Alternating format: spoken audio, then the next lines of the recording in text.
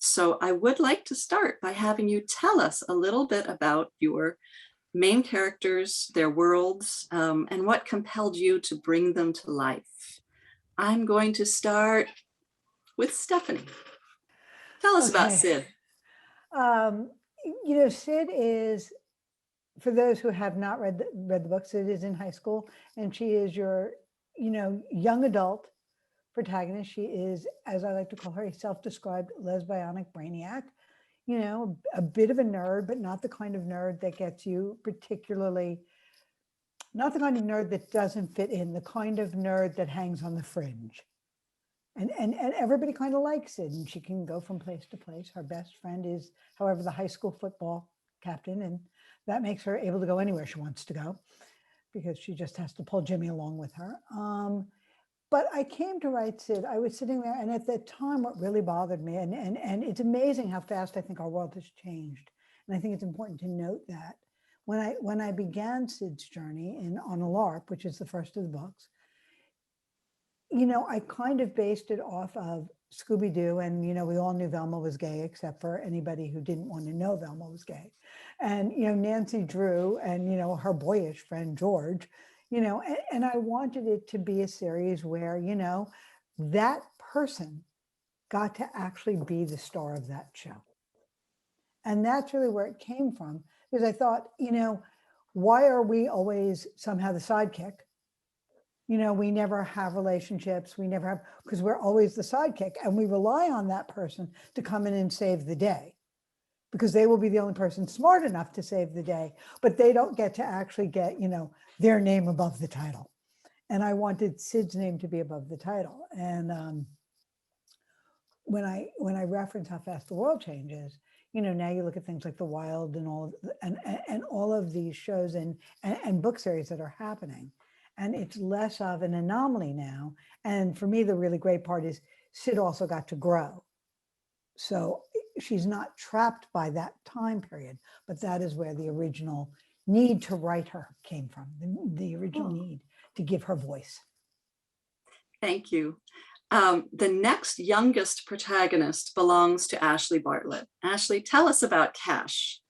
Right. Well, first I will show you the first in the series, which is Cash Braddock, and my most recent, which is Journey to Cash. Cash started essentially as an anti-capitalist. I had recently graduated from college, and I was working at my former high school, and I was tired of waking up in the morning and going to a job that was emotionally draining. And so I wondered what it would look like for someone who lived outside of that capitalist system. And so I started writing a drug dealer. And because of that, she's violating a lot of the laws in our society. But at the same time, she's a highly moral person. She just has this blind spot where, she allows herself to deal drugs. And then her love interest is an undercover police officer. There's some spoilers in this panel, just so you guys know. And I struggled a lot with that because she was a natural love interest for Cash, but I was writing the last book right at the height of last summer's BLM protests, and I live 10 blocks from the Sacramento Capitol in California. And so every single day we had police helicopters going overhead. We had literal fucking platoons of cops marching down the street. And it was really hard for me to create a sympathetic police officer, especially one I had already established. And so she quit being a police officer because it didn't make sense for the characters I had created anymore. And that was it, is I wanted to look at all of these systems of oppression that we live in and see which ones we could break down and which ones couldn't be broken down. Cool. Thank you, Ash. Speaking of protagonists who are technically criminals but have a strong moral center, Ann Apteker, could you tell us a little bit about Cantor Gold?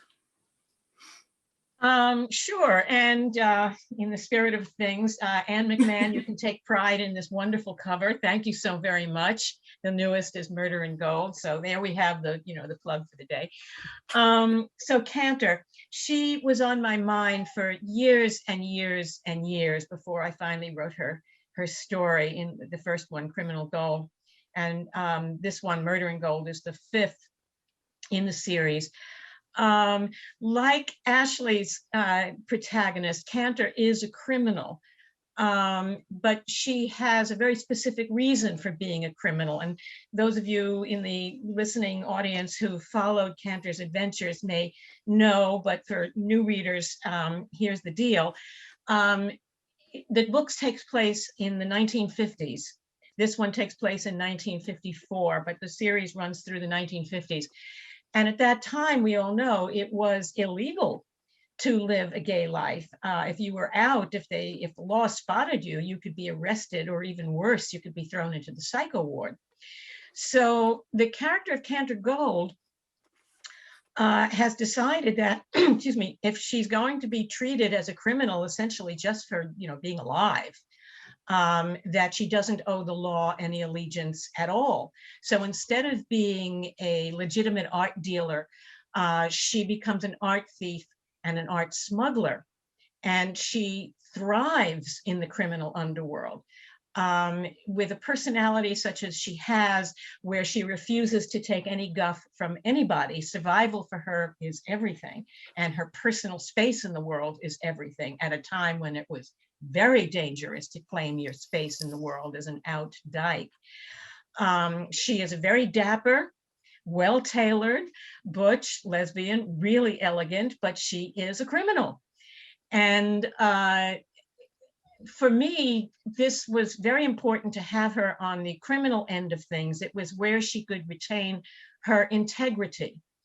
At that time, you had two choices: to do your damnedest to try and walk away from your gay life, which of course is, a soul-breaking impossibility, or be in the closet. And Cantor rejects both of those choices. She has decided to live her life in the way that she wants, and the place that she finds she can do it is in the criminal underworld. And I felt just so compelled to write her story from that point of view.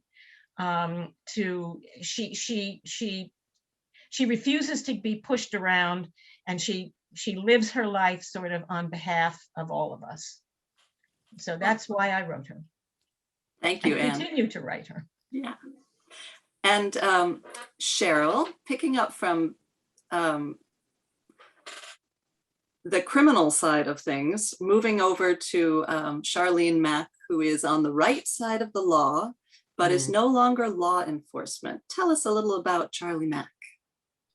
Well, Charlie Mack is Black. She's bisexual. She is a private investigator who lives and works in Detroit in the mid 2000s. I set the series in at that time period because it's a good time in Detroit's trajectory to talk about crime and mayhem, because it's a very low point socially and financially for the city.